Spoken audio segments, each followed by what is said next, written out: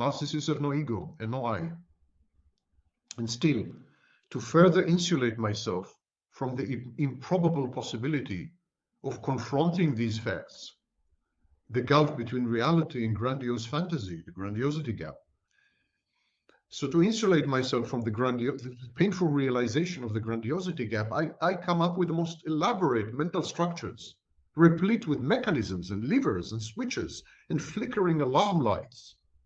I look like, the very old telephone switchboards inside. My narcissism does two things for me. It always did. Number one, it isolates me from the pain of facing reality and facing my non-existing self. And it allows me to inhabit the fantasy land of ideal perfection and brilliance. And above all, and that's the third thing of two, above all, it is a wall, a thick, impenetrable wall which goes all the way to heaven, all the way to God. It's a wall separating me from the horrors of my childhood, and the pain and the hurt and the fear, the terror that accompany these horrors. If I were to tap into this reservoir, I would die, by my own hand or otherwise. These once vital functions are bundled into what is known to psychologists as the false self. False self is my best friend, my only friend, and my only protection. It is the sole guarantee for my continued existence. Am I likely to give this up? Would you have given this up? The narcissist balances a sadistic superego, a sadistic inner critic, and a demanding and fantastic false self. He's between a rock and a hard place. Both these constructs keep demanding, keep criticizing, keep pushing, keep motivating. It's depleting. Narcissists describe themselves as machine or automata because no human being could survive this. When narcissists do gain self-awareness, when rarely the narcissist engages in soul-searching, like after mortification, it is in order to enhance their skills at attracting and maintaining their sources of narcissistic supply.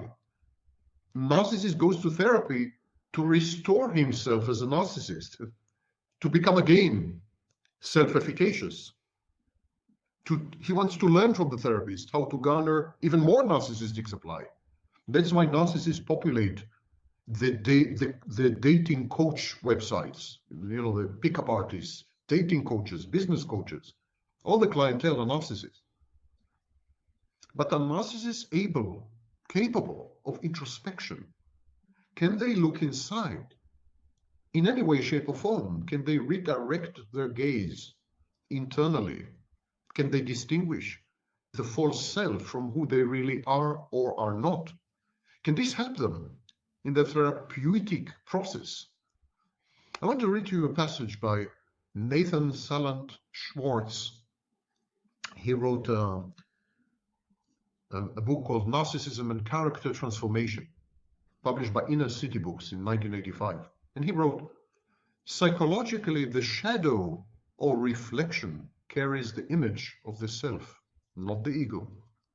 It is interesting and even psychotherapeutically useful to have persons suffering from narcissistic personality disorder study their face in the mirror.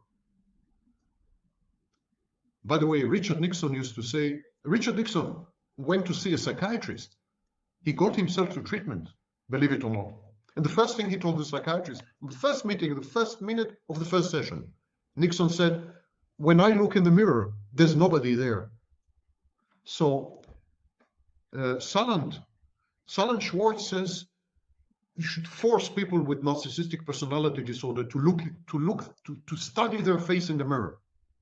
I continue to quote, often they will see someone of great power and effectiveness, precisely the qualities they feel a lack of.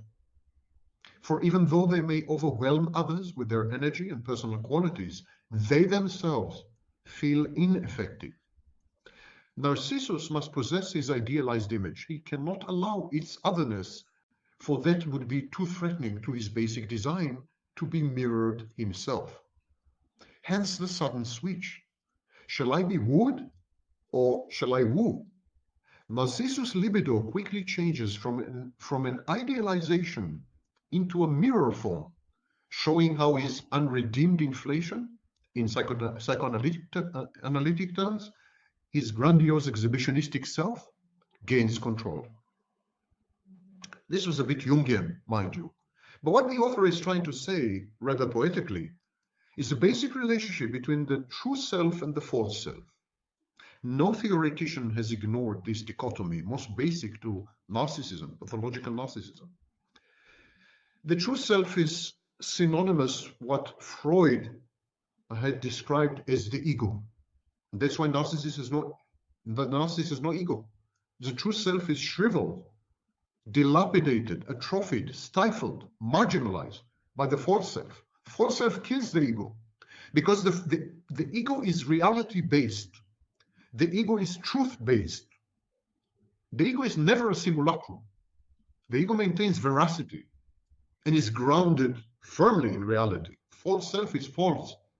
So there's an enmity and a war to death, unto death, between the false self and the ego. The narcissist draws no distinction between his ego and his self. He is incapable of doing so. He relegates his ego functions to the outside world. His false self is an invention, the reflection of an invention. Narcissists therefore do not exist. The narcissist is a loose coalition based on a balance of terror between a sadistic, idealized superego and a grandiose and manipulative false ego. These two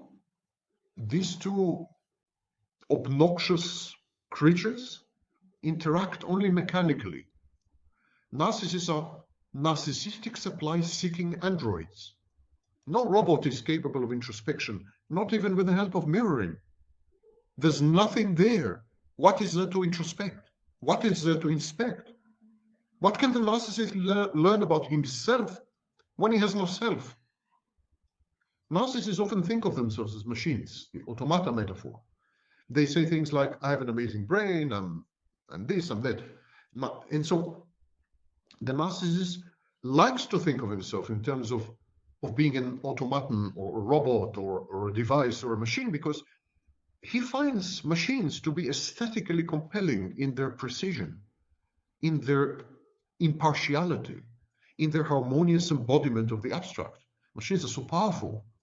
Machines are so emotionless. They're not prone to hurting. So this is the narcissist's ideal.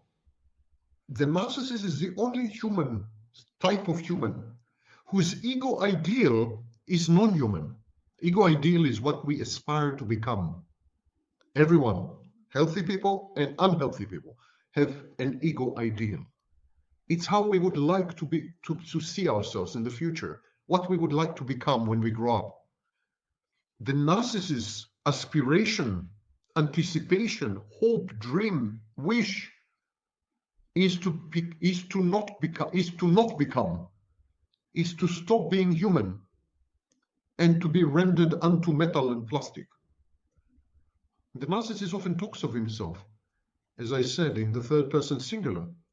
And so he carries with him these burdens of aspiring to not be, even as, because he's still an entity, a biological organic entity, he has somehow to be.